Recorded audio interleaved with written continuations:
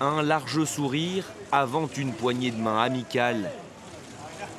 Pour cette visite éclair au Royaume-Uni, Joe Biden a un objectif affiché, renforcer encore les relations avec son allié. Première étape donc pour le président américain, Downing Street, pour une rencontre avec le Premier ministre britannique Rishi Sunak, la 5e déjà en à peine 5 mois. Au menu de leur discussion, la guerre en Ukraine, alors que Washington vient de décider de livrer à Kiev des armes à sous-munitions. Des armes controversées, car interdites dans la plupart des pays de l'OTAN. À Londres, l'embarras était palpable dès dimanche. Le Royaume-Uni est signataire d'une convention qui interdit la production ou l'utilisation d'armes à sous-munitions et décourage leur utilisation. Après Londres, Joe Biden se rend ensuite au château de Windsor pour prendre le thé avec Charles III, leur tout premier entretien depuis le couronnement du monarque en mai dernier.